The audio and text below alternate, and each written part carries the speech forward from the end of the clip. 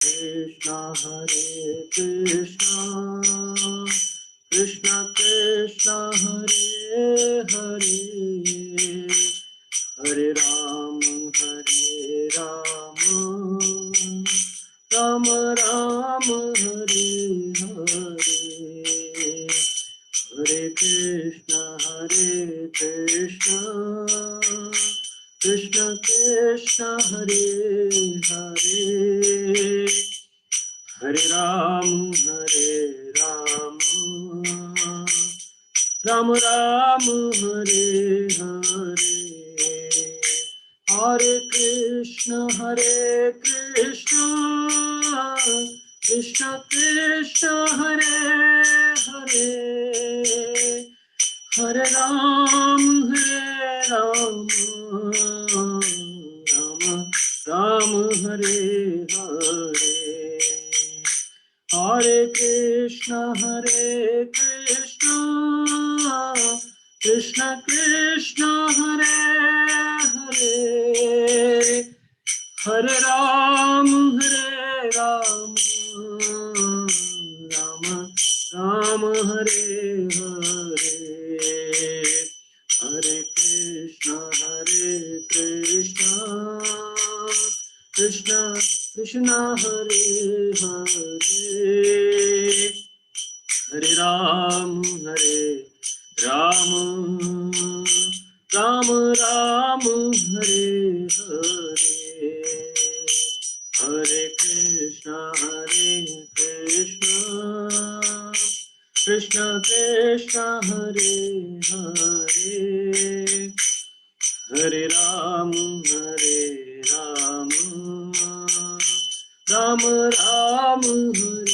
Hare Hare Krishna Krishna Krishna Hare Hare Hare Ram Ram Hare Hare Hare Krishna Krishna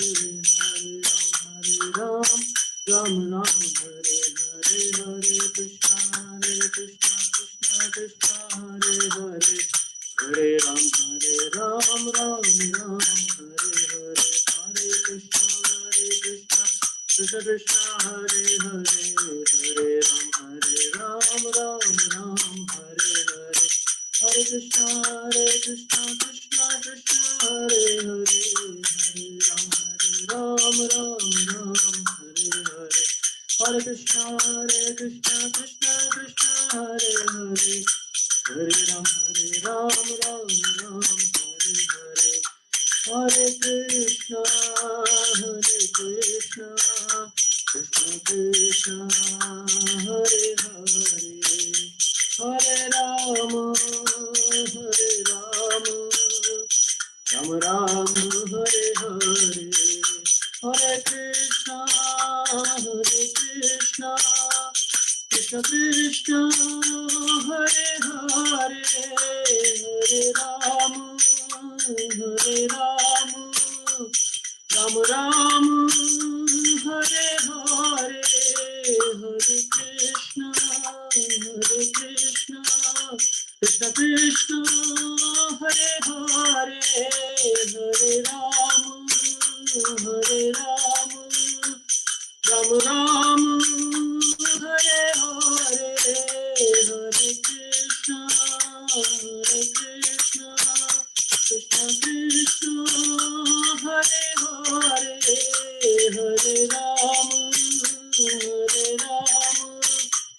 Ram Ram Hare Hare Jaya Jagannath Jaya Baladeva Subhadra Maya Jaya Sudarshana Jaya Radha Krishna Chandra Radhe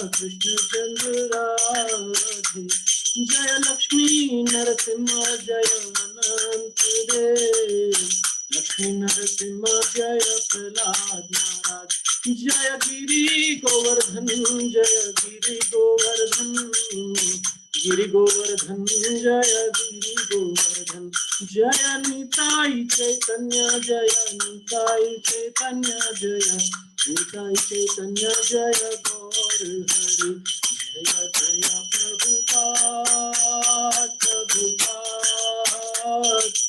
Prabhupada जय जय प्रभुपाद जय जय गुरुदेव गुरुदेव गुरुदेव जय जय गुरुदेव निताई गौर हरि बोल हरि बोल हरि बोल निताई गौर हरि बोल। जय ओम विष्णुपाद परमहंस परिव्राजकाचार्य स्तोत्र सद श्री श्रीमद हरिवान ग्रेस अभय चरणारविंद भक्तिवेदांत स्वामी श्रील प्रभुपाद की जय। श्री श्री जगन्नाथ बलदेव सुभद्रा माय श्री सुदर्शन चक्र की जय। श्री श्री गौर निताई भगवान की जय। समवेता गौर भक्त वृंद की जय। अनंत कोटि वैष्णव वृंद की जय। निताई गौर सीतानाथ प्रेमानंदे हरि हरि बोल। ओम नमो भगवते वासुदेवाय। ओम नमो भगवते वासुदेवाय। ओम नमो भगवते वासुदेवाय। नारायणं नमस्कृत्यं नरं चैव नरोत्तमं देवीं सरस्वतीं व्यासं ततो जयमुदीरयेत्। नष्टप्रायेषु अभद्रेषु नित्यं भागवत सेवया भगवतीरुत्तमं श्लोके भक्तिर्भवति नैष्ठिकी। कृष्णाय वासुदेवाय देवकी नंदनाय च नंदगोपकुमाराय गोविंदाय नमो नमः। जय श्री कृष्ण चैतन्य प्रभु नित्यानंद श्री अद्वैत गदाधर शिवासादि श्री गौर भक्त वृंद। हरे कृष्ण कृष्ण कृष्ण हरे हरे हरे राम राम राम हरे हरे। हरे कृष्ण। हरे कृष्णा प्रभु जी, बहुत बहुत आपका धन्यवाद आज हम लोगों को ज्वाइन करने के लिए। मैं थोड़ा सा इंट्रोडक्शन दे देता हूँ आपका। तो आप लोगों को व्हाट्सएप ग्रुप में मैंने बताया, वीर कृष्ण प्रभु एक इंजीनियर हैं। प्रभु जी ने एमटेक किया है एनआईटी जयपुर से, और पिछले करीब 15 साल से प्रभु जी कृष्ण भावनामृत संघ की गतिविधियों से जुड़े हुए हैं। बहुत ही अच्छे और उच्च कोटि के भक्त हैं प्रभु जी, और काफ़ी प्रचार कार्य में यहाँ पर हमारा जो बेंगलोर में इस्कॉन शेषाद्रीपुरम में जगन्नाथ बलदेव सुभद्रा जी का मंदिर है उससे जुड़े हुए हैं। काफ़ी प्रचार कार्य वहाँ पर संभालते हैं। और अभी प्रभु जी एक ऑस्ट्रेलियन आईटी कंपनी में इंडिया के डायरेक्टर हैं। प्रभु जी काफ़ी व्यस्त रहते हैं। हम प्रभु जी का धन्यवाद करते हैं कि प्रभु जी ने अपना समय निकाला हम सबके बीच में आने का। बहुत बहुत धन्यवाद प्रभु जी, थैंक यू वेरी मच। हरे कृष्णा। हरे कृष्ण। तो आप सभी का हार्दिक स्वागत है, हार्दिक अभिनंदन है आज के इस भगवद गीता कोर्स में अध्याय 1 के सारांश के कार्यक्रम में। तो आप सभी लोगों ने इसका अध्ययन किया है। मैं हार्दिक धन्यवाद देता हूँ श्री गौर प्रभु का और उनके धर्मपत्नी का भी, जिन्होंने बहुत ज़्यादा मेहनत करके ये जो कोर्स है इसको डिज़ाइन किया और आप सबके सामने इस रूप में प्रस्तुत किया कि आप किसी भी बिंदु से अपरिचित न रहें और उसको मिस ना करें। और मैं इस बारे में, मेरे को जो प्रभु जी ने बोला सारांश के लिए, तो मैंने तुरंत हाँ कर दिया था। मैंने कहा हाँ बताएंगे सारांश के बारे में, लेकिन सारांश के बारे में कहना बहुत कठिन है। इसका एक मात्र कारण ये है कि पहली बात तो ये कि भगवान ने जो ये गीता का जो उपदेश दिया है ये पहले ही बहुत ज्यादा कंडेंस्ड है, बहुत ज्यादा कंडेंस्ड है। उसको और ज्यादा कंडेंस करना मतलब बहुत ज्यादा मुश्किल है उस काम को करना। और अगर ऐसा हम करेंगे तो कोई न कोई पॉइंट जो है वो मिस कर जाएंगे हम। और उस तरह से जो भगवान कहना चाहते हैं उन्होंने ऑलरेडी वो सब कुछ कह दिया है भगवत गीता में। और विशेष रूप से जो हम सब लोग जो इस जगत में रह रहे हैं उनके लिए बहुत महत्वपूर्ण है, क्योंकि ये हमारे लिए एक तरह का एक मैनुअल है जीवन जीने का, कि क्या गाइडलाइंस होनी चाहिए, किस तरह से जीवन हमको जीना है। तो ये एक बहुत महत्वपूर्ण जो तथ्य है वो हमको समझना है कि हमारे को जब कोई ज्ञान मिलता है तो उसमें ज्ञान का सबसे महत्वपूर्ण उद्देश्य क्या है। क्या हम ज्ञान का जो है उसको अनुशीलन करने के लिए उपयोग में लेते हैं या हम ज्ञान का सूचना बनाकर ही अपने पास रख लेते हैं, है ना। तो कुछ ऐसे महत्वपूर्ण तथ्य हैं जिसके बारे में हम चर्चा करेंगे। मैं आपके जितने भी पिछले 4 सप्ताहों में जो कार्यक्रम रहा है उसको मैंने देखा है। जितने भी आपके जो इसमें प्रभु जी ने शुरू से जितना उन्होंने हो सकता था सभी पॉइंट्स को वहां पे रखने का प्रयास किया है कि आप किसी भी चीज को आप मिस ना करें वहां पे। और ऐसा करने के कारण आप सबको पता है कि क्या मुख्य रूप से इस अध्याय में चर्चा हुई है, लेकिन फिर भी थोड़ा सा उसका रिकैप करेंगे और फिर उसमें महत्वपूर्ण बिंदु जो हैं उसके बारे में हम एक के बाद एक चर्चा करेंगे। लेकिन जो बिंदु जो मैं यहाँ पे आपको बताने वाला हूँ या जिसके बारे में मैं चर्चा करने वाला हूँ, वो बिंदु मुख्य रूप से वो जो बिंदु है वो मुझे बहुत प्रिय हैं, क्योंकि मुझे ऐसा लगता है कि कई बार ऐसा होता है कि हम बहुत सारा इंफॉर्मेशन कलेक्ट कर लेते हैं, बहुत सारी सूचना एकत्रित कर लेते हैं, लेकिन जो महत्वपूर्ण तथ्य है वो हमसे कहीं छूट जाता है। हम बहुत सारी चीजें समझ लेते हैं, जान लेते हैं और उसको हम एक जगह पे रख लेते हैं, लेकिन हम ये चीज भूल जाते हैं कि हमको उसमें क्या चीज ऐसी है जिस सार जो ग्रहण करना चाहिए हमको, क्या हम उस सार को ग्रहण कर पाए, क्या हम उस विषय वस्तु का जो भगवान जिस बात को बताने के लिए हमको ये सब कहे हैं वो बात हम समझे हैं या नहीं समझे हैं। अगर हम नहीं समझे और बाकी सब समझ लिया तो फिर उसका उस सूचना का कोई महत्व नहीं है। आप जान सकते हैं कि अच्छा, भगवान ने जो है पांचजन्य नाम का शंख बजाया था, लेकिन वो क्यों बजाया भगवान ने, क्या उद्देश्य है उसके पीछे, क्यों भगवान जो है वो एक सारथी के रूप में आए, भगवान को सारथी बनने की क्या आवश्यकता पड़ी और क्यों वो ऐसा करते हैं। क्या हम इन इन चीजों को जानते हैं? क्या हम ये जो मर्म है जिसके लिए भगवान ने भगवत गीता का उपदेश दिया है उस मर्म को क्या हम समझ पाए हैं? तो ये जो कुछ बिंदु हैं जिसके बारे में हम आज चर्चा करेंगे। और सबसे महत्वपूर्ण जो पहले अध्याय में जो बात है कि उसकी पृष्ठभूमि के बारे में आपको प्रभु जी ने, श्री गौर प्रभु ने ऑलरेडी आपको उसके बारे में बता दिया है कि किस पृष्ठभूमि में, और आप सभी परिचित हैं कि महाभारत का जो ये युद्ध हुआ इसकी पृष्ठभूमि, इसका बैकग्राउंड क्या रहा, किन परिस्थितियों में जो है ये युद्ध की स्थितियां उत्पन्न हुई और किस प्रकार से जब जो पांडव थे उनके साथ जो अत्याचार हुआ तो किस प्रकार से उन्होंने अत्याचारों का भी सामना किया। और यहाँ तक कि प्रतिरोध सिर्फ और सिर्फ उन्होंने इस मात्र कारण के लिए किया कि हमको सिर्फ 5 ग्राम दे दीजिए, हमको और कुछ भी नहीं चाहिए। लेकिन धृतराष्ट्र के जो पुत्र थे वो उसके लिए भी राजी नहीं हो पाए। और इन परिस्थितियों में जब कोई कारण जो है वो नहीं बचा जिसके कारण वो पांडवों के साथ न्याय कर सकें, तब भगवान दूत बनकर भी गए। तो भगवान का जो भक्तों के प्रति जो कारुण्य है वो हमको यहाँ पे समझना है कि भगवान अपने भक्त के लिए क्या कर सकते हैं। अरे जो अनंत कोटि ब्रह्मांड के नायक हैं वो किस प्रकार से अपने भक्त के लिए दूत का कार्य करने के लिए भी वो नहीं सकुचाते।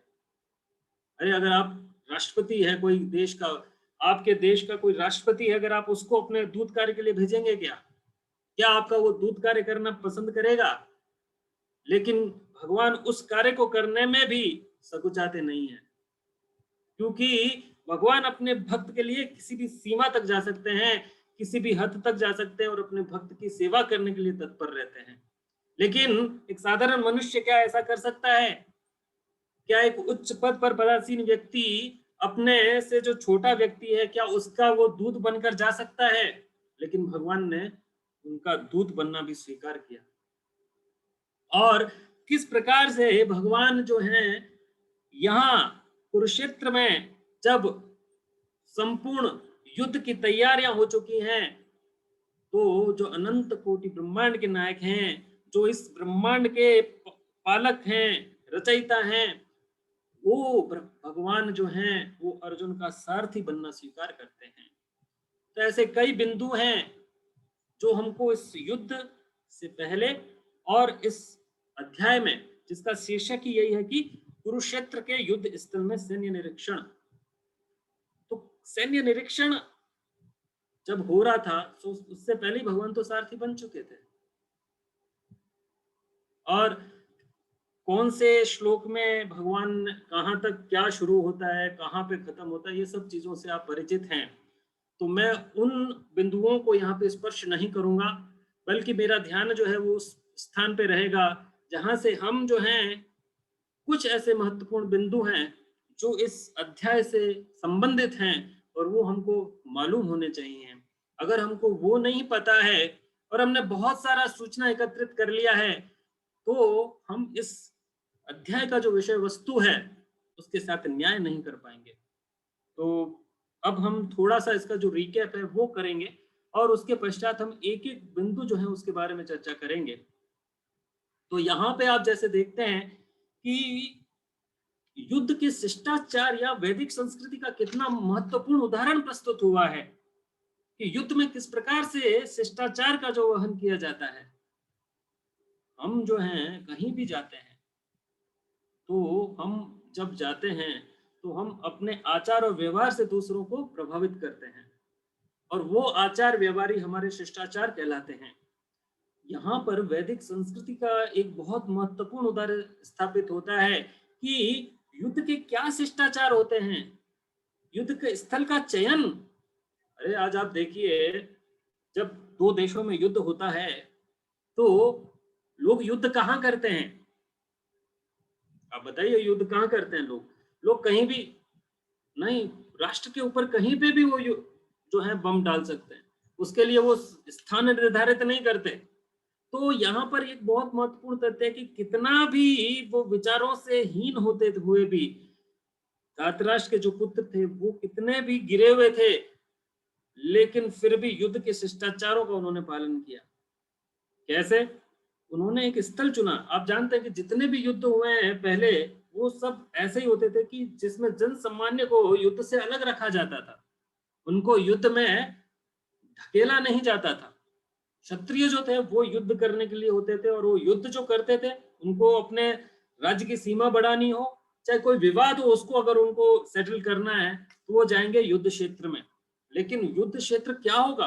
क्या पूरा राज्य युद्ध क्षेत्र बन जाएगा? नहीं, वो युद्ध क्षेत्र के लिए स्थल का चयन करते थे और उस स्थल पर जाकर फिर वो युद्ध किया करते थे, जिससे कि जनसाधारण जो है उनका जीवन उससे प्रभावित नहीं हो, वो अपने दैनिक जीवन में जो है अपने जीवन यापन करते रहें। और उनकी अगर कोई भावना है युद्ध करने की, जैसा कि मैंने बताया कि हो सकता है कोई विवाद को उनको निपटाना हो या उनको अपने राज्य की सीमा बढ़ानी हो, चाहे उनका लोभ हो, लालच हो, चाहे कुछ भी हो, लेकिन वो पहले युद्ध स्थल का चयन करते थे। और यहाँ पर धृतराष्ट्र जब पहले श्लोक में ये बोलते हैं कि धर्म क्षेत्रे कुरुक्षेत्रे समवेता युयुत्सवा मामकाः पांडवश्चैव किम अकुर्वत संजया, तो यहाँ पर जब वो बोलते हैं धर्म क्षेत्र कुरुक्षेत्र, ये बहुत महत्वपूर्ण शब्द है। यहाँ पर ये भगवत गीता के प्रारंभ में ही ये निश्चित हो चुका है कि धर्म क्षेत्र में किसकी युद्ध, ये जो युद्ध है उसमें धर्म क्षेत्र है ये कुरुक्षेत्र, और कुरुक्षेत्र धर्म क्षेत्र है। तो धर्म क्षेत्र में किसकी विजय होनी निश्चित है? जो धर्म के पक्ष में है। जो अधर्म के पक्ष में उनकी विजय कभी हो ही नहीं सकती। तो धृतराष्ट्र इस बात से भली भांति अवगत थे कि जहां पर ये युद्ध हो रहा है वो धार्मिक स्थान है और वो धर्म का क्षेत्र है, और वहां पर अगर हमने युद्ध किया तो यहाँ पर पहले ही श्लोक में उनका भय झलक रहा है यहाँ पे कि किस प्रकार से अगर हम युद्ध करते हैं तो क्यों ये धर्म क्षेत्र है, तो क्या इसका परिणाम मेरे पुत्रों के पक्ष में जाएगा या नहीं जाएगा। तो यहाँ पर युद्ध की इच्छा से एकत्र हुए मेरे तथा पांडु पुत्रों ने क्या किया, इस प्रकार से जो धृतराष्ट्र हैं वो ये संबोधित करते हैं संजय को। तो मैं इसके श्लोक के तात्पर्य में उसमें नहीं चाहूंगा, लेकिन यहाँ पर एक बहुत महत्वपूर्ण तथ्य जो मैं आपको बताना चाहता था वो था वैदिक संस्कृति का, कि कैसे युद्ध के शिष्टाचारों का पालन किया जाता था, कैसे युद्ध स्थल का चयन किया जाता था, और पहले ही ये निश्चित किया जाता कि एक दिन में जब युद्ध प्रारंभ होगा वो सूर्य उदय के साथ शुरू होगा और सूर्यास्त के समय अंत होगा, और फिर वापस दूसरे दिन सूर्योदय के साथ शुरू होगा और फिर सूर्यास्त तक चलेगा। और फिर किस प्रकार से सभी जो योद्धा हैं, जो जितने भी योद्धा एकत्रित हुए थे वो किस प्रकार से अपने अपने शंख घोष करते हैं। और शंख घोष एक चेतावनी भी होती है, घोषणा भी होती है, और शंख घोष के माध्यम से आप किसी योद्धा के बारे में भी आप जान सकते हैं, क्योंकि सबकी ध्वनि जो थी वो अलग अलग थी। तो जब भगवान ने अपना शंख बजाया तो तुरंत ही सबको पता चल गया कि ये कृष्ण ने अपना शंख पांचजन्य बजाया है। और इसी प्रकार से देवदत्त नाम का जब शंख बजा, सबको पता चल गया किसने बजाया, अर्जुन ने बजाया। ऐसे सबको ये पता चलता था कि शंख घोष का भी अपना महत्व था।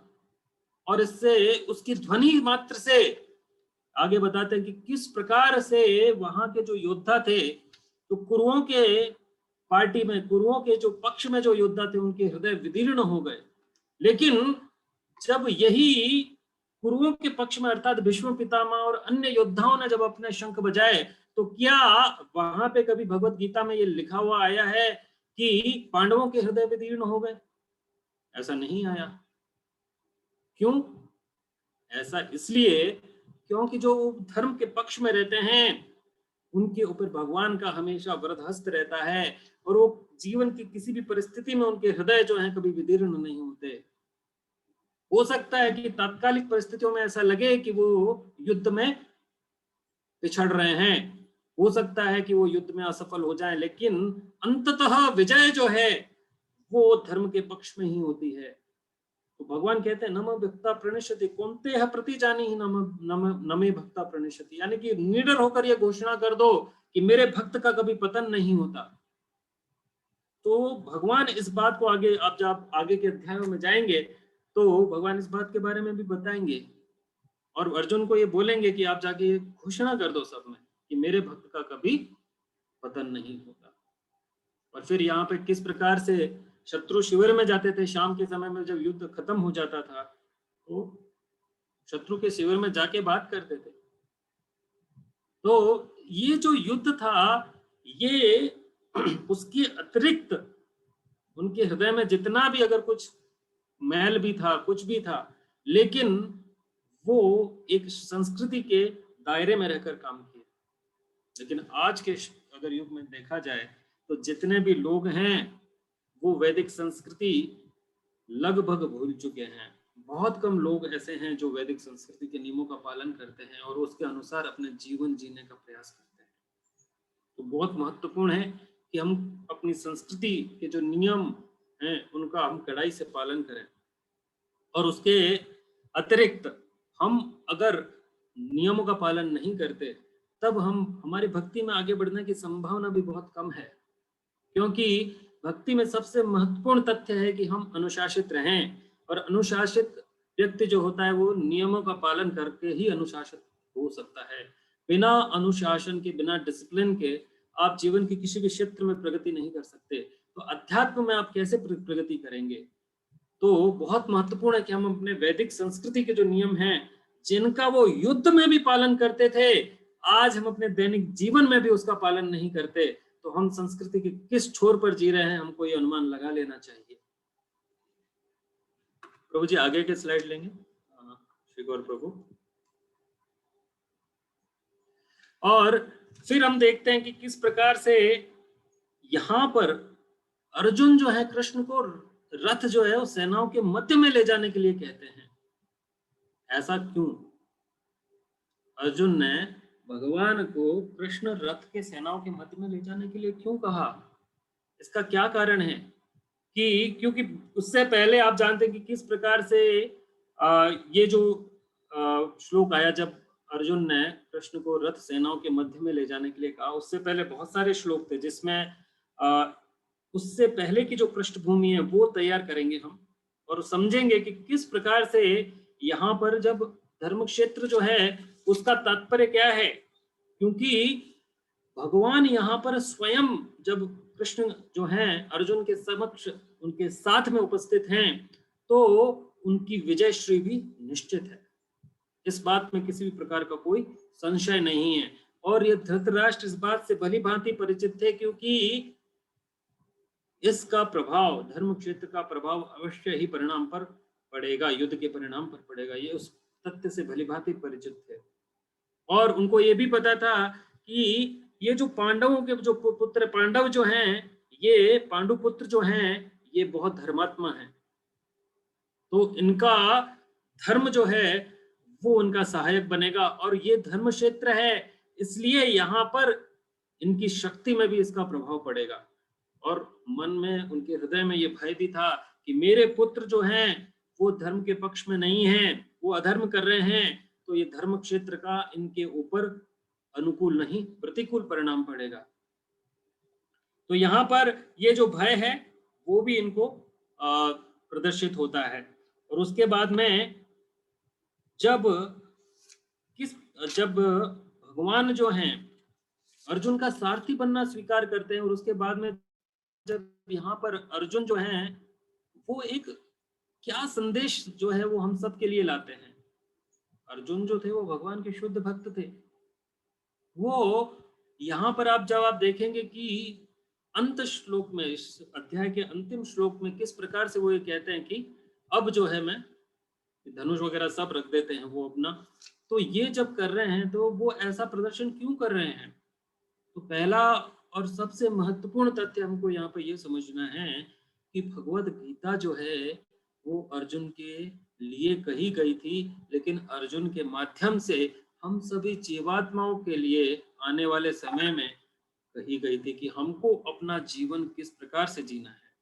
ये यहाँ पर एक गाइड मैनुअल, एक दिशा निर्देश का मैनुअल जो है वो हम सबको दिया गया कि हमको अपना जीवन किस प्रकार से व्यतीत करना है, हमको जीवन का लक्ष्य किसे बनाना है।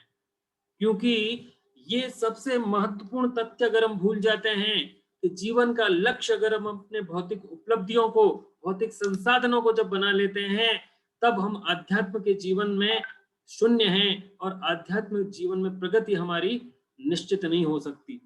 तो सबसे महत्वपूर्ण है कि हम जीवन के लक्ष्य क्या है हमारा। अगर हमारे जीवन का लक्ष्य सिर्फ और सिर्फ भौतिक संसाधनों का जो है उपयोग और उनका इकट्ठा करना, संचय, यही हमारे जीवन का उद्देश्य है, तो हम आध्यात्मिक जीवन में प्रगति बिल्कुल नहीं कर सकते। जीवन लक्ष्य का निर्धारण ये एक बहुत महत्वपूर्ण तथ्य है जो भगवत गीता हमें सिखाती है। और अगर इस तथ्य से हम अनजान रहते हैं कि भगवत गीता हमारे को जीवन लक्ष्य के बारे में क्या बताती है, क्योंकि यहाँ पर भगवत गीता में भगवान ने हमारी जीवन शैली में किस प्रकार से हमको परिवर्तन लाना चाहिए ताकि हम जीवन के अंतिम लक्ष्य को प्राप्त कर सकें। और वो लक्ष्य है क्या? यहाँ इस पृष्ठभूमि में वो लक्ष्य तैयार कर रहे हैं भगवान हम सब के लिए कि हम ये सब समझ सकें ताकि हम अपने जीवन को भगवत गीता के अनुरूप जी सकें। और फिर आगे के श्लोकों में किस प्रकार से यहाँ पे बताते हैं कि धृतराष्ट्र जो है, और सबसे महत्वपूर्ण तथ्य मैं एक और बताऊंगा यहाँ पे कि श्लोक और श्लोक के तात्पर्य जो हैं वो हमको अवश्य ही पूर्ण ध्यान के साथ पढ़ने चाहिए, लेकिन उससे भी अधिक महत्वपूर्ण है कि हम श्रील प्रभुपाद जो कि इस्कॉन के संस्थापकाचार्य हैं और इस भगवत गीता यथारूप के लेखक हैं, उनसे उनके जो उन्होंने यहाँ पर पूरा का पूरा जो तात्पर्य समझाया है वो तात्पर्य हमको बहुत ढंग से पढ़ना है, क्योंकि उसको पढ़ने के बाद हमको किसी और शब्द की विवेचना की आवश्यकता नहीं पड़ेगी, किसी और संशय को निवारण की आवश्यकता नहीं पड़ेगी अगर हम श्रील प्रभुपाद के दिए हुए तात्पर्य का पूर्ण ध्यान के साथ उसका अध्ययन करते हैं। तो धार्त राष्ट्र जो है, इस शब्द का पहले हम ये समझेंगे अर्थ क्या है। धार्त राष्ट्र वो जो है, धार्त मतलब जो पकड़ के रखे, राष्ट्र को जो पकड़ के रखे उसको बोलते हैं धार्त राष्ट्र। और जब इस प्रकार की प्रवृत्ति होती है तब दुर्योधन जैसा पुत्र उत्पन्न होता है। तो दुर्योधन का अर्थ क्या है? दु का मतलब बुरा, योधन का मतलब योद्धा। जो बुरा योद्धा है, बुरा योद्धा क्यों कहा गया है यहाँ पर, ये भी हम चर्चा करेंगे। और युधिष्ठिर यानी कि जो युद्ध में, जीवन के जो युद्ध में स्थिर रहे, जीवन की हर परिस्थितियों में जो स्थिर रहे, वो युधिष्ठिर कहलाता है। और अंततः भगवान ने यही सिद्ध किया कि जो जीवन की परिस्थितियों में, हर परिस्थितियों में, चाहे सम हो चाहे विषम हो, उनमें जो स्थिर रहता है अंततः विजय उसी की होती है। तो यहाँ पर ये दोनों शब्दों का अर्थ भी समझना बहुत आवश्यक है। दुर्योधन जो है वो एक प्रकार की मानसिकता का भी परिचायक है। वो क्या मानसिकता है? जो अपने इंद्रिय तृप्ति के जो कारण हैं उनको सिद्धांतों से ऊपर रखता है, उसको दुर्योधन कहते हैं। वो बैड वॉरियर था, एक बुरा योद्धा था। क्यों? उसका नाम ही दुर्योधन है। क्यों? क्योंकि उसने जीवन के क्षेत्र में जो ये युद्ध था उसको जीतने के लिए उसने अपने इंद्रिय तृप्ति को सिद्धांतों से ऊपर रखा। और इसके विपरीत युधिष्ठिर महाराज ने जीवन क्षेत्र में जो युद्ध था उस युद्ध को जीतने के लिए सिद्धांतों को महत्व दिया, बजाय इसके कि इंद्रिय तृप्ति या इंद्रिय भोग को। तो हम जितने भी इस संसार में लोग जो अपना अधिकतर जीवन जो जी रहे हैं वो दुर्योधन मानसिकता में ही जी रहे हैं। हम अपने इंद्रिय तृप्ति के जो उपाय हैं, इंद्रिय तृप्ति के जो कारण हैं, उनको, इंद्रिय तृप्ति को हम सिद्धांतों से ऊपर रखते हैं, उनको सिद्धांतों से ज्यादा महत्व देते हैं। अन्यथा हम भगवान की ये बात क्यों नहीं मानेंगे जो भगवान यहाँ पर कह रहे हैं कि मेरे भक्त बनो। हम क्यों नहीं मानते ये बात? क्योंकि हम इंद्रिय तृप्ति को ज्यादा महत्व देते हैं। और धृतराष्ट्र जो है वो मोह की जो मानसिकता है उसको प्रकट, यानी कि किसी वस्तु के पकड़ कर बैठ जाना उसको, इसलिए धृतराष्ट्र नाम है उनका। फिर हमारी जो मानसिकता है वो हमको ये बार बार उसका आकलन करना चाहिए और सोचना चाहिए कि क्या हमारी मानसिकता युधिष्ठिर की है या दुर्योधन की मानसिकता है। और इससे हम बहुत ये अंदाजा लगा सकते हैं कि भगवान किसके पक्ष में है, भगवान हमारे पक्ष में है या नहीं है। अगर हम दुर्योधन की मानसिकता के हैं तो भगवान हमारे पक्ष में होंगे या नहीं होंगे, इसका आकलन हमको स्वयं करना चाहिए। और आगे के जो श्लोक हैं उसमें किस प्रकार से तरह तरह से भगवान जो हैं अपने भक्तों के बारे में क्या सोचते हैं और भक्त उनके बारे में क्या सोचते हैं, ये भी इंगित हुआ है। कैसे इंगित हुआ है? क्यों आप अगर इस अध्याय को जब पढ़ते हैं तो आपने एक जगह अवश्य ही इस बात का आपको ध्यान गया होगा कि भगवान के नाम जो हैं वो कई नाम यहाँ पे बताए गए है ना। भगवान के नाम कहीं पर माधव आया है ना, कहीं पर भगवान का नाम जो है वो किस रूप में प्रदर्शित किया ये भी आप देखेंगे। कई बार भगवान का नाम जो है ऋषिकेश कहा गया। क्यों कहा गया है ऋषिकेश? क्योंकि भगवान तो जितने भी हमारी इंद्रियां हैं, अगर हाथ हैं, अगर हमारे स्पर्श की जो इंद्रियां हैं, हमारे जो चक्षु हैं, हमारे जो नेत्र हैं, वो हमारे देखने की अगर जो इंद्रिय है तो उसके जो स्रोत हैं वो भगवान श्री कृष्ण है। इसलिए क्योंकि भगवान जो है हमारी दिव्य इंद्रियों का निर्देशन करते हैं, इसलिए भगवान को ऋषिकेश भी कहा गया है। और जो इंद्रियों को नियंत्रण में रखते हैं इस वजह से भी उनको ऋषिकेश कहा गया है। क्योंकि इंद्रियों के स्वामी तभी हो सकते हैं जब आप निर्देशन कर सके, और जब आप निर्देशन करते हैं क्योंकि आप स्वामी हैं तभी तो निर्देश कर सकते हैं, अन्यथा नहीं कर सकते। और इस प्रकार से भगवान के विभिन्न विभिन्न नामों के बारे में भी श्रील प्रभुपाद बताते हैं कि भगवान का नाम मधुसूदन क्यों है, क्योंकि उन्हें मधु नाम के असुर को मारा था। और भगवान गोविंद क्यों कहलाते हैं? क्योंकि वो गौओं को, गायों को और इंद्रियों को आनंद प्रदान करते हैं, इसलिए उनका नाम गोविंद है। और वासुदेव के पुत्र होने के कारण उनका नाम वसुदेव है। और देव की माता के पुत्र होने के कारण उनका नाम देवकी नंदन है। यशोदा मैया को वो माता का आनंद प्रदान करते हैं, इसलिए वो यशोदा नंदन भी हैं। तो भगवान के विभिन्न विभिन्न नाम जो हैं वो भी यहाँ पर बताए गए हैं। तो एक छोटा सा उदाहरण आपको यहाँ पे दूंगा कि एक बार श्रील प्रभुपाद के शिष्य थे, उन्होंने आकर पूछा, क्योंकि दिल्ली मंदिर का उस वक्त ये जो विग्रह थे उनका नाम श्रील प्रभुपाद ने राधा पार्थ सारथी रखा। तो राधा पार्थ सारथी रखने के कारण वहां से पूछा गया कि भाई राधा जी यहाँ पे युद्ध के पार्थ सारथी मतलब जो पार्थ मतलब अर्जुन, अर्जुन के सारथी, सारथी मतलब जब युद्ध में थे तभी तो वो सारथी थे। तो राधा पार्थ सारथी नाम क्यों रखा? क्योंकि राधा रानी तो वहां पे थी नहीं युद्ध क्षेत्र में, फिर उनका नाम जो विग्रह है उनका नाम राधा पार्थ सारथी क्यों रखा? क्योंकि युद्ध क्षेत्र में तो सिर्फ अर्जुन और कृष्ण ही थे। तो श्रील प्रभु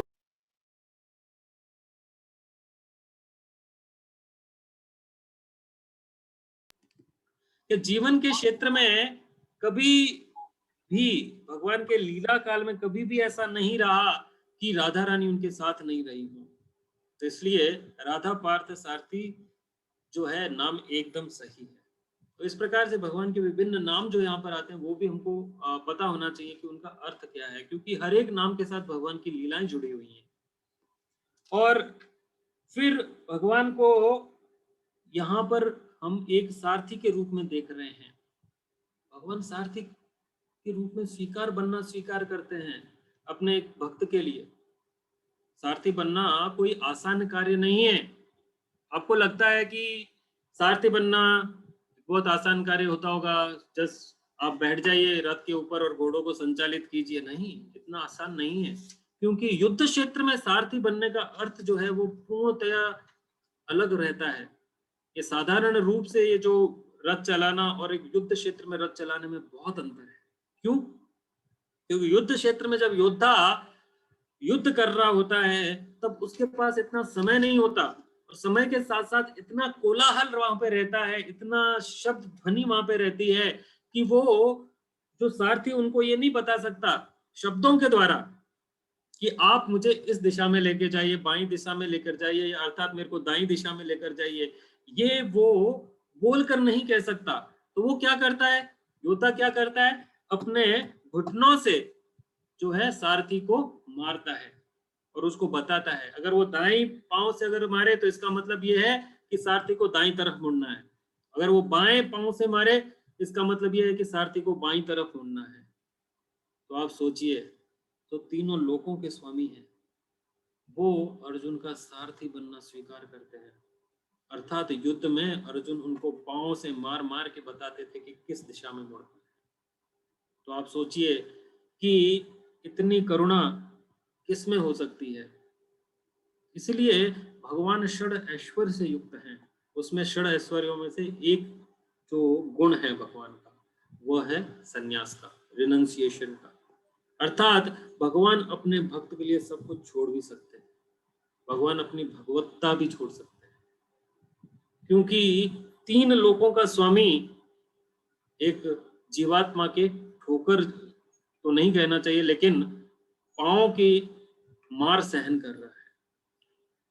तो ऐसा करुणामय रूप भगवान का कहाँ मिलेगा जो अपने भक्त के प्रहारों को सहन कर ले।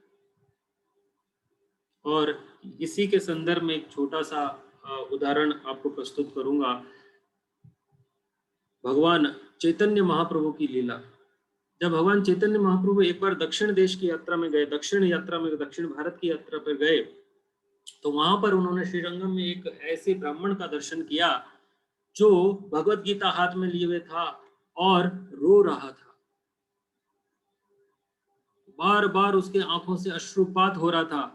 तब चैतन्य महाप्रभु जो है इस ब्राह्मण के पास जाते हैं और उससे प्रश्न करते हैं। उनको ये लगा कि किसी भगवान की लीला का स्मरण करते हुए, भगवान के रूप का ध्यान करते हुए, या किसी भगवान के किसी और भक्त के बारे में चिंतन करते हुए इनकी आंखों से आंसू निकल रहे हैं। वो उसके पास जाते हैं और उससे पूछते हैं कि हे ब्राह्मण देव, आप बताइए कि आपके आंखों से ये आंसू क्यों बह रहे हैं, क्या मैं आपका ये तकलीफ दूर कर सकता हूँ। इस तरह से जब वो प्रश्न करते हैं तो ये जो ब्राह्मण हैं वो रो कर कहते हैं कि मैं तो हालांकि अनपढ़ हूं, लेकिन फिर भी ये भगवत गीता जब मैं देखता हूं तो मेरी आंखों से आंसू निकल जाते हैं। तो चैतन्य महाप्रभु कहते हैं, अरे ऐसा क्या है? तो वो कहते हैं कि मेरे गुरु ने मुझे कहा था कि आप प्रतिदिन जो है श्रीमद् भगवत गीता का अध्ययन करें, और मेरे गुरु जब इस संसार में थे तब उन्होंने बताया था कि किस प्रकार से भगवान जो हैं, जो तीनों लोकों के स्वामी हैं, उन्होंने अपने भक्त के लिए सारथी बनना स्वीकार कर लिया। और जब कभी मैं इसके बारे में सोचता हूँ तो मेरी आंखों से आंसू निकलने लगते हैं कि भगवान कितने करुणामय हैं, कितने दयामय हैं, कि जो अपने भक्त की सेवा करने के लिए तत्पर रहते हैं। ऐसे भगवान का स्वरूप मुझे कहाँ देखने को मिलेगा। और इतने भगवान करुणामय हैं, तो भगवान की करुणा को याद करके मेरी आंखों से आंसू निकलते हैं। तो यहाँ पर चैतन्य महाप्रभु उस ब्राह्मण को कहते हैं कि आपको तीनों वेदों का ज्ञान प्राप्त हो गया है। अगर आप भगवान की करुणा समझ गए, अगर आपने भगवान की लीलाओं में से, भगवान के गुणों में से अगर एक भी गुण को अगर समझ लिया, एक भी लीला को अगर आपने समझ लिया, अर्थात आपने सभी वेदों का अध्ययन कर लिया, सभी तपस्याओं का फल आपको प्राप्त हो गया है, सभी दान का फल आपको प्राप्त हो गया है, तो ये तथ्य भी हमको बहुत अच्छी तरह से समझना है कि ज्ञान जो है वो क्या होता है। प्रभु जी आप लेंगे थोड़ा स्लाइड को, नेक्स्ट स्लाइड लेंगे श्री गौर प्रभु। तो यहाँ पर था कि अर्जुन जो है, जब ये सेनाओं के बीच में रथ को लाकर खड़ा करते हैं, और भगवान को वो बोलते हैं कि आप ले जाइए रथ और आप उसको सेनाओं के बीच में ले जाकर खड़ा कर दीजिए। भगवान यहाँ पर अर्जुन के दिशा निर्देश मान रहे हैं।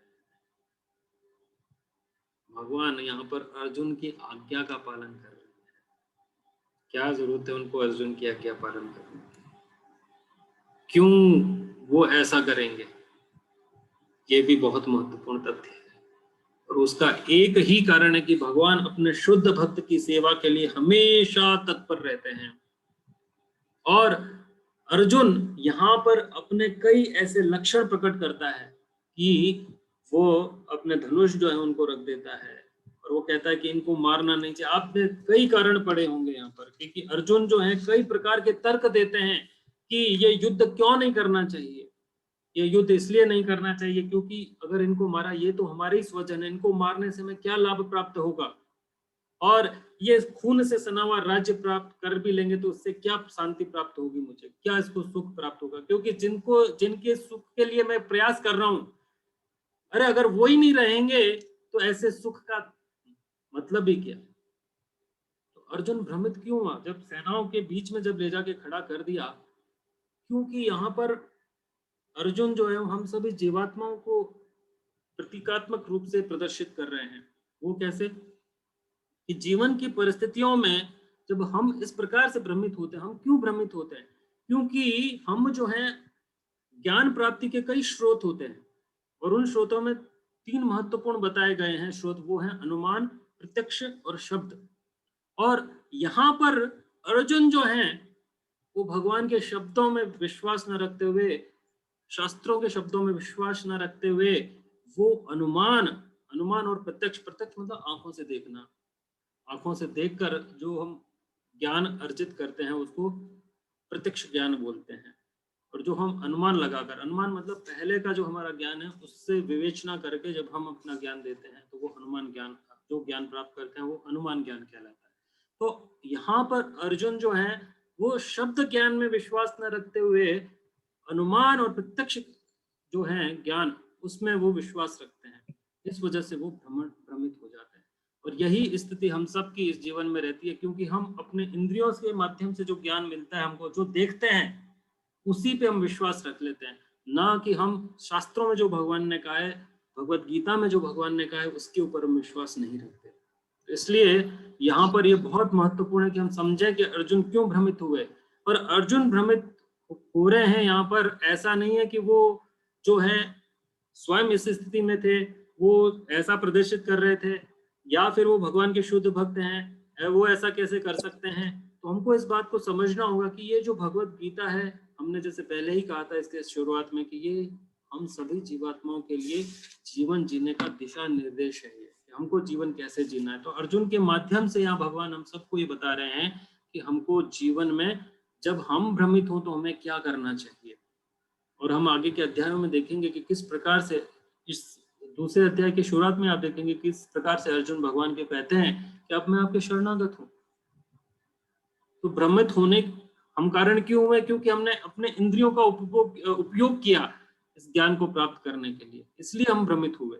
अगर हमने शास्त्रों के शब्दों में विश्वास रखा होता तो हम भ्रमित नहीं होते। आगे का स्लाइड लेंगे प्रभु। तो ये ज्ञान के स्तर जो हैं, यहाँ पर मैं बहुत एक महत्वपूर्ण चीज यहाँ पर जो है उसकी चर्चा करना चाहूंगा, क्योंकि ये जो है चार जो पॉइंट्स यहाँ पे बिंदु हमने यहाँ पे लिखे हैं, ये बहुत महत्वपूर्ण है।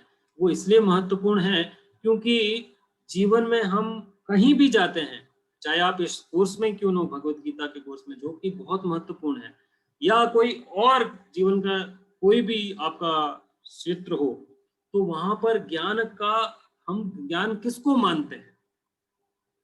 आपको ज्ञान हो गया यहाँ पे, अच्छा ठीक है, भगवान ने ये कहा, अब ये तो ज्ञान का पहला स्तर है जहां पर आपको सूचना प्राप्त होती है। You are informed, you know कि ठीक है, अच्छा ये बात है, इंफॉर्मेशन है यहाँ पर।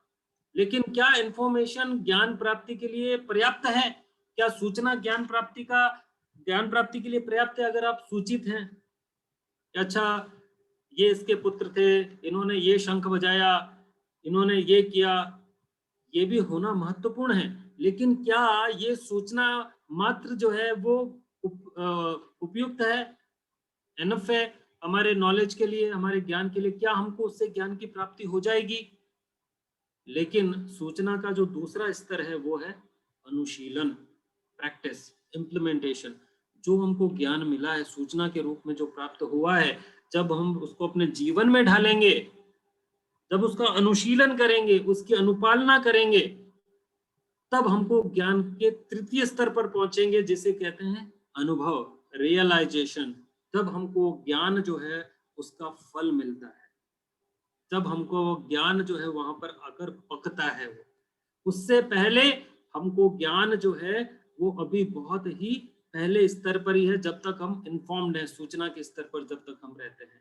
जब हम उस ज्ञान को प्रैक्टिस में लगाते हैं, अनुशीलन करते हैं उसका, तब हमको रियलाइजेशन होता है। और जब हम ये अनुभव कर लेते हैं ज्ञान का, तब भगवान जो हैं वो ज्ञान क्या रहस्योद्घाटन करते हैं, रिवील करते हैं। तो अभी यहाँ पर भगवान जो हैं अर्जुन को ये सब आगे कर्म योग में बताएंगे कि प्रैक्टिस कैसे करना है। अब प्रैक्टिस करेंगे तो आपको क्या होगा, और फिर कैसे रहस्योद्घाटन, भगवान पूरे इसका मर्म आगे बताएंगे। लेकिन इस अध्याय में जो हमको सबसे महत्वपूर्ण समझने के, कि हम सब इंफॉर्मेशन के स्तर पर ना रहें, ये मैं यहाँ पर बताना चाहता हूँ कि हमको ये जो ज्ञान प्राप्त हुआ है, हमको किस नजरिए से भगवत गीता पढ़नी है। हमको एक भगवान के भक्त के नजरिए से पढ़नी है, या हम सिर्फ सूचना के लिए ही ये पढ़ रहे हैं कि कल हमसे कोई पूछे कि अच्छा ठीक है, भगवान ने भगवत गीता के पहले श्लोक में कितने, पहले अध्याय में कितने श्लोक पढ़ कहे हैं, धृतराष्ट्र ने कितने श्लोक कहे हैं, संजय ने कितने श्लोक कहे हैं, ये सब सूचना है। लेकिन सूचना के बाद यहाँ पर जो ज्ञान भगवान जो प्रकट कर रहे हैं, उसका अगर हमने अनुशीलन नहीं किया, उसका प्रैक्टिस नहीं किया, तब हमारा जितना भी प्रयास है वो असफल हो जाएगा। धर्म सुनिष्ठ पुंसाम विश्वक्सेन कथा सुया, यानी कि धर्म में जो स्थित इंसान है, जो भगवान की जो कथा सुनते हैं, फिर क्या है उसका रिजल्ट? अगर आप समझते हैं कि आप धर्म में स्थित हैं और भगवान के दिए गए दिशा निर्देशों का पालन करते हैं, तो फिर क्या होता है आगे? तो विश्वक्सेन कथा सुया न उत्पाद येद यदि रतिम श्रम एव ही केवलम, यानी भगवान के विषय में सुनने के पश्चात भी अगर आपको भगवान के प्रति प्रीति जागृत नहीं होती, तो वो सिर्फ और सिर्फ श्रम है, इसके अतिरिक्त कुछ भी नहीं। फिर वो न तो भक्ति के स्तर पर है, न वो ज्ञान के स्तर पर है, सिर्फ और सिर्फ वो एक व्यर्थ का प्रयास है, फ्यूटाइल लेबर। तो अगर हमको जीवन में, क्योंकि यहाँ पर हमने जीवन की शक्ति लगानी है और जीवन के उद्देश्य को समझना है, तो हमको अगर ज्ञान के सर्वोत्तम स्तर रिविलेशन तक पहुंचना है, तो हमको सूचना को सबसे पहले तो इन्फॉर्म्ड होना भी जरूरी है, हमको पहले सूचना भी होनी चाहिए। लेकिन सूचना प्राप्त करने के बाद दूसरा जो सबसे महत्वपूर्ण तथ्य है वो है अनुशीलन।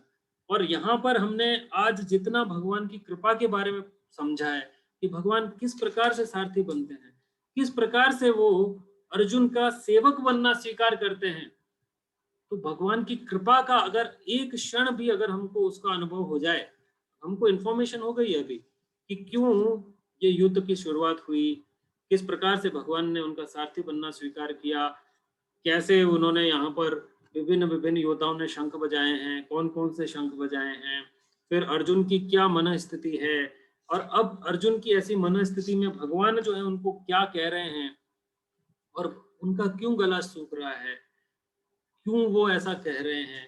अगर ये जो तथ्य हैं अगर समझेंगे, तब हम भगवत गीता के मर्म को समझने का प्रयास करेंगे, और जब हम मर्म को समझने का प्रयास करेंगे तब अवश्य ही भगवान जो है हमको वो बुद्धि देंगे।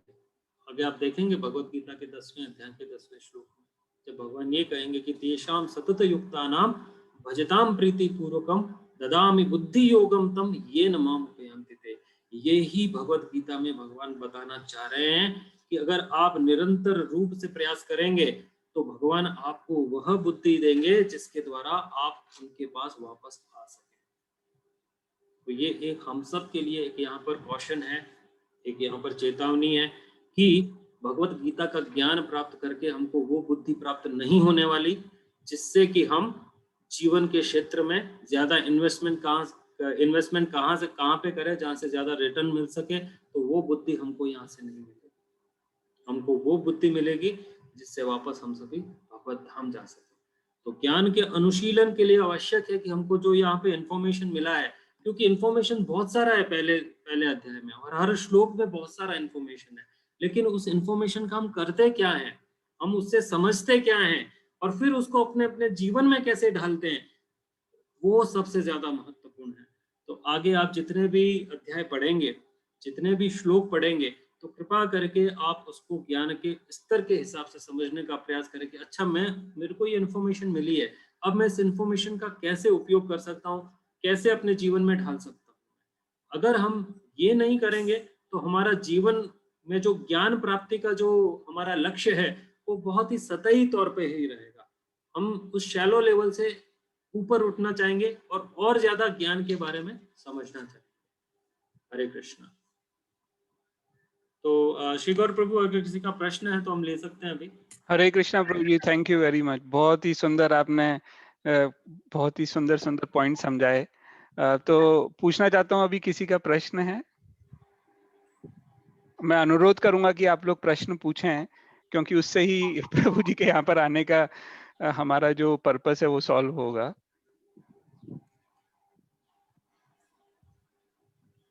हरे कृष्णा प्रभु जी, दंडवत प्रणाम। हरे कृष्णा। प्रभु जी, जानना चाहूंगा कि हम भगवद गीता को अपने जीवन में कैसे उतार सकते हैं। प्रभु जी आपकी आवाज कट रही है, मैं आपके ढंग से सुन नहीं पा रहा हूँ आपका प्रश्न, कृपया वापस दोहराएंगे। हाँ प्रभु जी, मैं पूछ रहा हूँ, अभी आ रही है प्रभु जी आवाज? ठीक आ रही है? हाँ अभी आ रही है प्रभु जी। हाँ प्रभु जी, मैं ये पूछ रहा हूँ कि हम भगवद गीता को अपने जीवन में कैसे उतार सकते हैं, मतलब किस वे में हम लें कि क्या, मतलब अपनी डेली एक्टिविटीज के रूप में लें या सारी चीजें हम भगवद गीता में पढ़ते हैं, मतलब उनको कैसे, मतलब थोड़ा सा प्लीज गाइड कर दीजिए थोड़ा सा। अच्छा, तो प्रहलाद महाराज प्रभु ने यहाँ पे एक बहुत ही सुंदर प्रश्न किया है कि भगवत गीताओं की शिक्षाओं को हम जीवन में कैसे डाल सकते हैं, यही पूछ रहे हैं ना प्रभु? जी प्रभु जी। तो सबसे महत्वपूर्ण, जैसे मैंने आपको पहले बताया कि हमको पहले ये समझना होगा कि भगवान क्या कहना चाहते हैं, और उसके अतिरिक्त अगर आप देखेंगे तो यहाँ पर श्रील प्रभुपाद में स्पष्ट तौर से अगर आप भूमिका पढ़ेंगे श्रीमद् भगवत गीता की, और आगे अगर आप श्लोकों के तात्पर्य जब पढ़ेंगे तो उसमें श्रील प्रभुपाद एक बहुत महत्वपूर्ण तथ्य यहाँ पे प्रतिपादित करते हैं कि हमको भगवत गीता का अध्ययन भगवान के भक्त के दिशा निर्देश में करना चाहिए। ये बहुत महत्वपूर्ण है। अगर हम किसी भक्त के गाइडेंस में अगर हम अपने ये जो भगवत गीता की शिक्षाएं हैं इनको समझने का प्रयास करेंगे और अपने दैनिक जीवन में ढालने का प्रयास करेंगे, भक्त के निर्देश में, उनके संरक्षण में अगर हम रहकर कार्य करेंगे, तब हमको इसका सही लाभ प्राप्त होगा और तभी हमको ये समझ में आएगा कि हम किस प्रकार से इसको जीवन में ढाल सकते हैं। तब आपने जैसे प्रश्न किया तो एक उदाहरण यहाँ पे दूंगा कि भगवत गीता की शिक्षा यहाँ पे अगर देखा जाए तो हमने देखा कि अर्जुन भ्रमित हुए। अर्जुन भ्रमित क्यों हुए, इतना बिविल्डरमेंट क्यों आया उनको?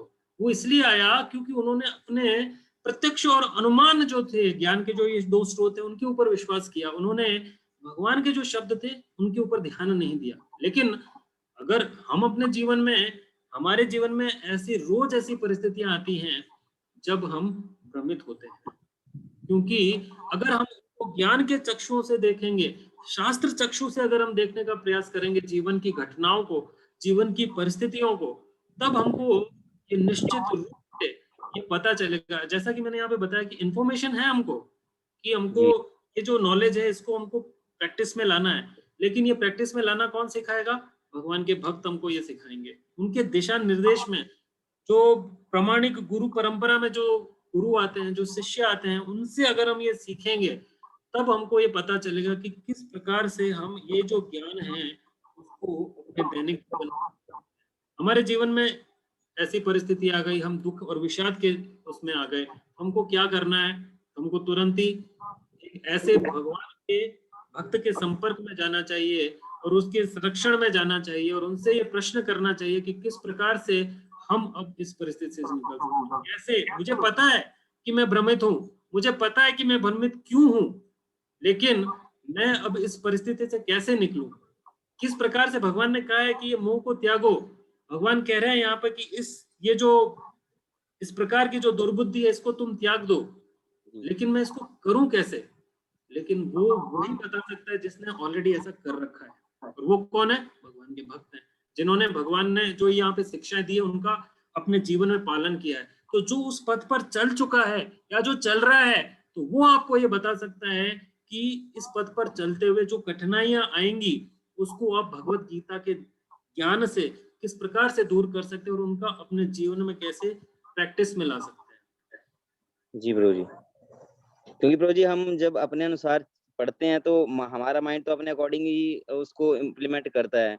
अगर ये आपने बहुत महत्वपूर्ण बात बताई कि हमें भक्तों के माध्यम से सीखना चाहिए, क्योंकि भगवत गीता पढ़ना, उसको समझना, अपने जीवन में उसको आचरण में लाना एक आसान कार्य नहीं है ये कोई कि हम कर सकें। लेकिन हाँ, अगर शुद्ध भक्तों की और गुरु महाराज के जिनका हमने आश्रय ले रखा, अगर उनकी कृपा होगी, आशीर्वाद मिलेगा, उनके वचनों देखिए का बाप, हमारा इतना सौभाग्य है हम सबका कि देखिए आप श्री गौर प्रभु हैं, ऐसे भक्त जो हैं, अगर आप इनसे आप संपर्क में रहेंगे तो जीवन की जो कई परिस्थितियां जिनमें आपको पता है कि मेरे को ये प्रॉब्लम है, मेरी ये समस्या है, मुझे ये भी पता है कि मेरे को ये करना चाहिए, लेकिन मैं ये कर नहीं पा रहा हूँ, ये सबसे महत्वपूर्ण होता है। क्योंकि ज्यादातर लोग इन्फॉर्म्ड रहते हैं, है ना। अभी तो हालांकि ऐसी हालत है कि लोगों को इन्फॉर्मेशन ही नहीं है, लेकिन जो इन्फॉर्म्ड हैं वो भी उस ज्ञान को जीवन में लागू नहीं कर पाते। उसका कारण सिर्फ इतना ही है कि दिशा निर्देश नहीं रहता उनके पास, उनको गाइड करने वाला कोई नहीं है। ये उसी प्रकार से जैसे यहाँ पे मैं देख रहा हूँ कि कई डॉक्टर्स हैं, जैसे प्रभु जी स्वयं एक डॉक्टर हैं, श्री गौर प्रभु, है ना। तो इन्होंने जरूर किसी पुस्तक से अध्ययन किया होगा चिकित्सा का ज्ञान, है ना। लेकिन चिकित्सा का ज्ञान जो अगर वो दे रखा है किताब में, वो क्या है? वो सूचना है। जिसको मैं इंग्लिश पढ़ता हूँ, अंग्रेजी भाषा का अगर मुझे ज्ञान है, आपको अगर अंग्रेजी भाषा का ज्ञान है, तो आप चिकित्सा के उस क्षेत्र का आप ज्ञान जो है उसको पढ़ सकते हो। लेकिन क्या उसको पढ़ के आप ज्ञान हासिल कर सकते हो? क्या आप डॉक्टर बन सकते हो? नहीं बन सकते, क्योंकि उसके लिए चाहिए कि एक डॉक्टर के दिशा निर्देश में आप उस पुस्तक को पढ़ें। जी भाई। जब आप ऐसा करेंगे तब वो ज्ञान के अनुशीलन कैसे करना है, प्रैक्टिस कैसे करनी वो भी बताएंगे। और जैसे ही प्रैक्टिस करेंगे तब आप अनुभवी हो जाएंगे। एक सर्जन कैसे सर्जन बनता है ये प्रभु जी ज्यादा बता सकते हैं मेरे से। धन्यवाद प्रभु जी, बहुत सुंदर उत्तर दिया आपने। बहुत बहुत धन्यवाद प्रभु जी, थैंक यू। कोई और प्रश्न पूछना चाहता है?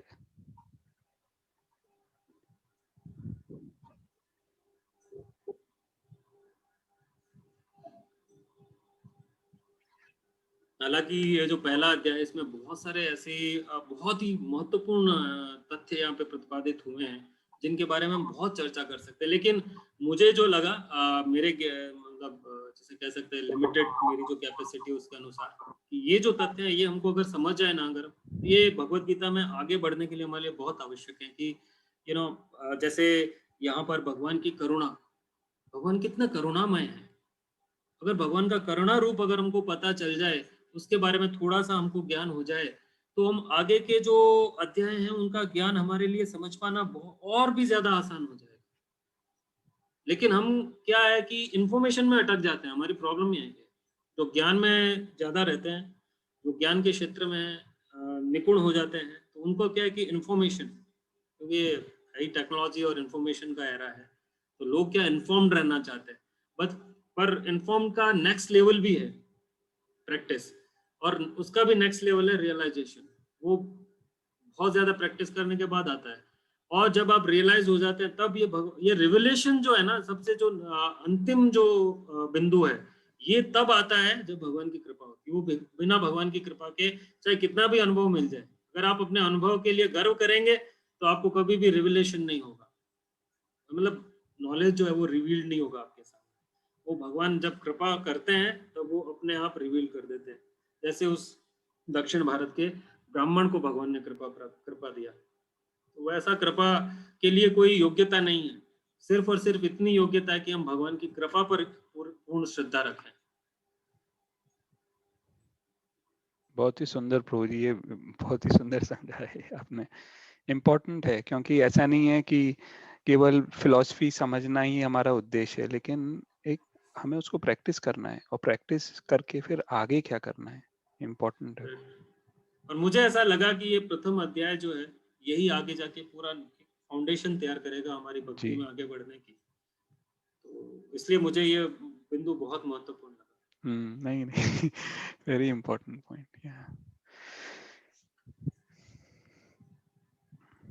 और किसी का कोई प्रश्न? हम लोग प्रभु जी सब लोगों को एनकरेज कर रहे हैं कि जैसे पहला अध्याय खत्म होता है तो एक माला चालू करें, दूसरा अध्याय धीरे ऐसे करके, तो इस बारे में आप कुछ समझाएंगे? हाँ, एक्चुअली आपने बहुत अच्छा ये बिंदु यहाँ पर प्रकट किया है, क्योंकि ये बहुत इम्पोर्टेंट पॉइंट है कि आखिर लक्ष्य क्या है, मतलब इस ज्ञान का लक्ष्य क्या है ना। हर एक चीज हम जो करते हैं जीवन में कुछ ना कुछ लक्ष्य रहता है उसका, है ना। बिना लक्ष्य के हम कोई चीज नहीं करते इस दुनिया में। फिर हम भगवत गीता भी बिना लक्ष्य के क्यों पढ़े? हमारा कुछ तो लक्ष्य होना चाहिए इसके पीछे, कि हमारा लक्ष्य क्या है, आखिर हम क्या चाहते हैं, हम क्या प्राप्त करना चाहते हैं। तो कई बार हम प्रश्न करते हैं ये कि आप बताइए आपको जीवन में क्या चाहिए, तो कोई भी हम भक्ति के शुद्ध स्तर पर नहीं है, हम सभी साधक अवस्था में हैं। चाहे हम कोई भी हो, अब जब तक मंजिल तक नहीं पहुंचते तब तक हम सभी जो हैं वो मार्ग पे ही हैं, पथ पर ही हैं, हम भी साधक ही हैं, है ना। तो साधक अवस्था में हमारी सब इच्छाएं समाप्त हो जाए ये संभव नहीं है ना। लेकिन श्रीमद् भागवतम में एक बहुत सुंदर श्लोक आता है जिसमें ये कहा गया, अकामो सर्व कामो वा मोक्ष काम उदारति तीव्रेण भक्ति योगेन यजेत पुरुषम परम। अर्थात अकामो यानी कि जिसकी कोई कामना नहीं हो, no desire, one is having no desire, कि नहीं मेरे को कुछ भी नहीं चाहिए।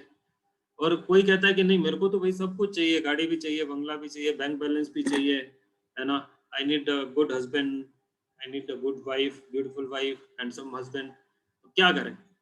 भगवत गीता पढ़ना छोड़ दें? हमारी तो इच्छाएं हैं, क्या करना चाहिए?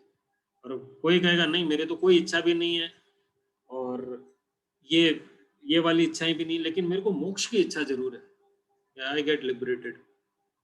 इसलिए श्रीमद् भागवतम में कहा गया कि अकाम हो, कोई इच्छा नहीं हो, सर्व काम हो, जिसकी सब इच्छाएं हो, मोक्ष काम हो, यानी कि अगर किसी को लिबरेशन की इच्छा हो, तब क्या, तब बोलते हैं तीव्रेण भक्ति योगे ना, तो उसको तीव्र रूप से भक्ति में लग जाना चाहिए।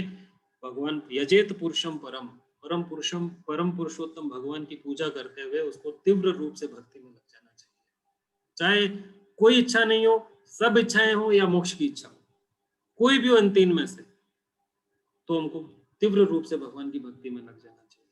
और भगवान की भक्ति में लगने का सबसे सरलतम उपाय जो कि इस युग का युग धर्म है, वो है हरे कृष्ण महामंत्र का जप। हरे कृष्ण कृष्ण कृष्ण हरे हरे, हरे राम राम राम हरे हरे। और ये जो है यही है, ये शब्द प्रमाण है। ये शब्द प्रमाण है। शब्द प्रमाण मतलब ये शास्त्रों में लिखा हुआ है, इसलिए ये शब्द प्रमाण है। ये अनुमान और प्रत्यक्ष से ये ज्ञान प्राप्त नहीं किया गया है कि महामंत्र है वही एक इस युग का युग धर्म है, नहीं। ये कली संतरण उपनिषद में बता रखा है कि किस प्रकार से हरिनाम का कीर्तन ही एकमात्र उपाय है। तो भगवान का जो ये हरे कृष्ण का जो महामंत्र है दिया हुआ है हम सबको, अगर इसका हम अगर पालन करेंगे तो कई बार हमको ये लगता है कि महामंत्र आपने ऑलरेडी बता रखा है, मेरे को लगता है वो स्लाइड्स मैंने देखी थी कि आपने ये इस बारे में बहुत अच्छा ज्ञान दिया है सबको कि कहाँ कहाँ पे इसका जिक्र हुआ है। तो ये शब्द ज्ञान है, श्रुति ज्ञान है, यानी कि रिवील्ड नॉलेज है, ये ऑलरेडी रिवील्ड है। और हम सबको अगर उसका फायदा मिल रहा है तो उसको हमको पूर्ण दोनों हाथों से उठाना चाहिए।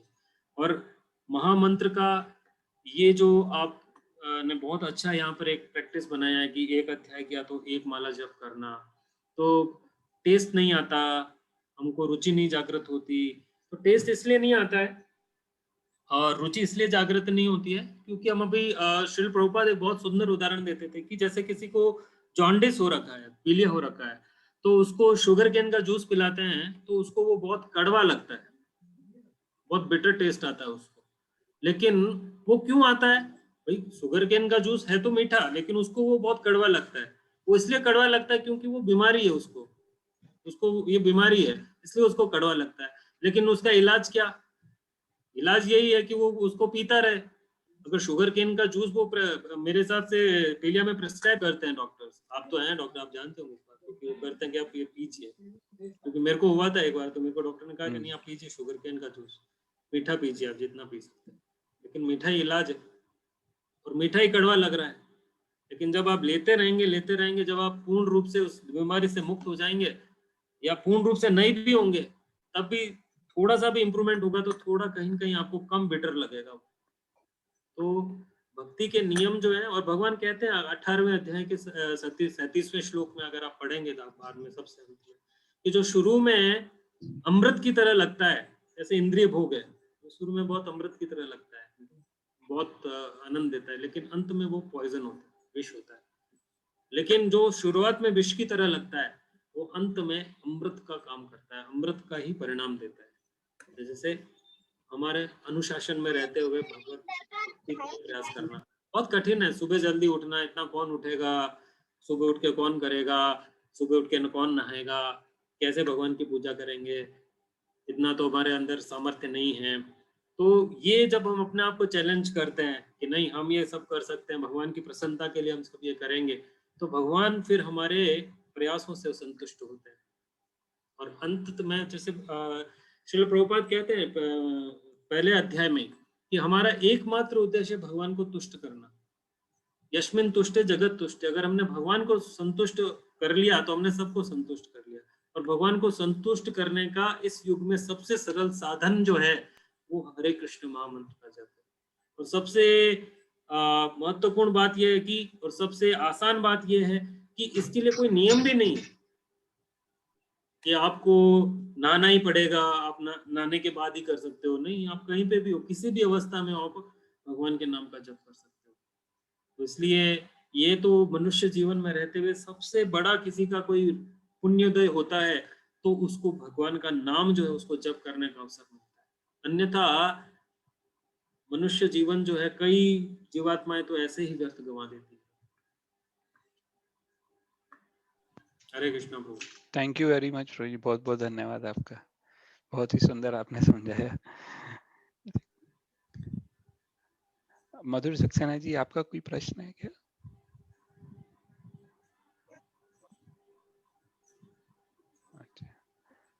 हाँ प्रभु, कभी कभी हम लोग माला करते हैं लेकिन ध्यान कहीं और चला जाता है, तो क्या करें प्रभु? माला तो भगवान का नाम लेते रहते हैं लेकिन ध्यान कभी कभी इधर उधर हो जाता है। अच्छा, लीना माता जी बोल रहे हैं ना? जी जी।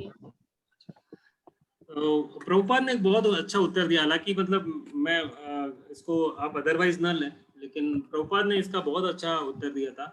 और एक बार एक प्रभुपाद के शिष्य हैं, वो उनके पास गए थे, उन्होंने कहा कि प्रभुपाद जो है मेरा जो है मन नहीं लगता चैंटिंग में, क्या करें? आप भी यही पूछ रहे हैं ना, मन भटक जाता है? नहीं, मन लगता है प्रभु, बहुत अच्छे से बैठती हूँ, करने ही हूँ, लेकिन जब करते करते एक माला होता है, दो माला, तो फिर ध्यान कुछ सोचने लग जाता है, इधर उधर चला जाता है, ध्यान कुछ हाँ और आ हाँ, जाता है। तो प्रभुपाद ने यही बोला कि मन की प्रकृति क्या है, तो इसलिए आगे आप देखेंगे कि अर्जुन भी यही प्रश्न करेंगे कि चंचल ही मना कृष्ण प्रमाति बलवा दृढ़म, ये इतना कठिन है, इसको वश में करने की अपेक्षा वायु को वश में करना ज्यादा आसान है।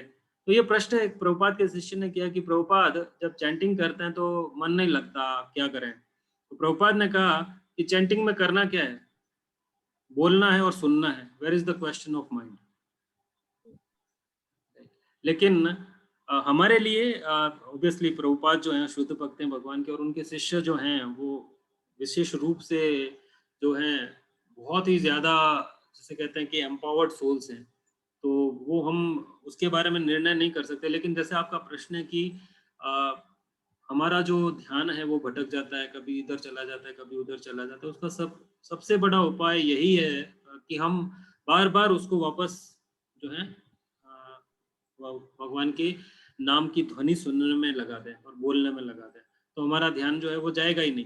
अगर हम भगवान के नाम की ध्वनि सुनने में अगर प्रयास करते रहेंगे, तो यही भगवान भी यही बोलते हैं अर्जुन को अंत में, जब ये अर्जुन प्रश्न करते हैं कि मन बहुत चंचल है, तो भगवान भी यही उत्तर देते हैं कि अभ्यास है न तू कौनते, यानी कि प्रैक्टिस के द्वारा तुम जहां कहीं ये मन भटकता है उसको वापस वहीं लेकर आओ, वापस लेकर आओ, वापस उसको वहीं लाओ।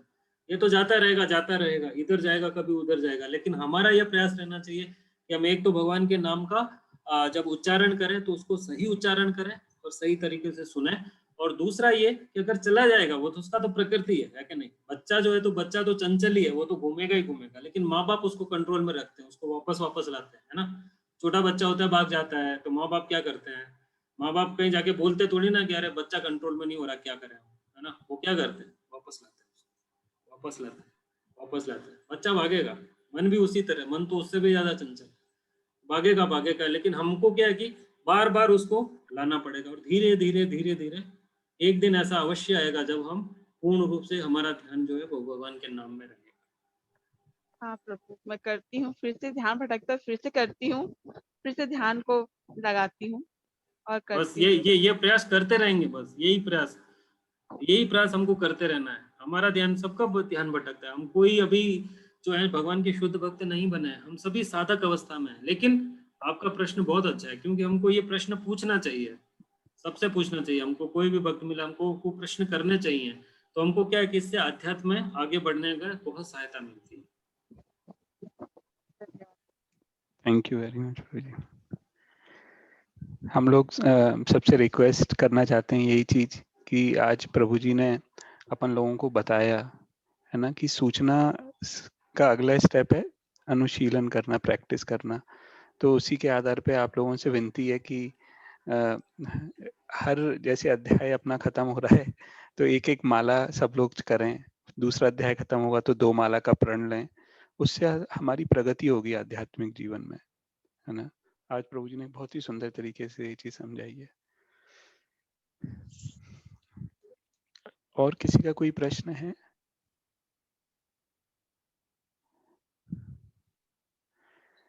अच्छा नहीं है तो हम लोग प्रभु जी का बहुत बहुत धन्यवाद करना चाहते हैं। प्रभु जी ने अपना इतना समय निकाला, प्रभु जी बहुत व्यस्त रहते हैं और अपना प्रचार में प्रभु जी का अलग ही स्वाद है प्रभु जी को, और बहुत ही अच्छी तरीके से समझाते हैं, सरल तरीके से। एक कोई भी बहुत ही डिफिकल्ट चीज है उसको ही आसान तरीके से समझा देते हैं। तो प्रभु जी का बहुत बहुत धन्यवाद करते हैं हम लोग। और प्रभु जी यहाँ पर आए उसके लिए हम प्रभु जी के लिए एक बार सब लोग हरे कृष्ण महामंत्र बोलेंगे प्रभु जी के लिए। हरे कृष्णा कृष्ण कृष्ण कृष्ण हरे हरे हरे हरे राम राम राम राम हरे हरे। बहुत बहुत धन्यवाद प्रभु जी। हरे कृष्ण। हरे कृष्णा प्रभु। हरे कृष्ण प्रभु जी। आप सबको मेरा प्रणाम। हरे कृष्ण प्रभु जी। आपको बहुत बहुत लाख शुक्रिया, बहुत धन्यवाद। हरे कृष्ण प्रभु जी। हरे कृष्ण।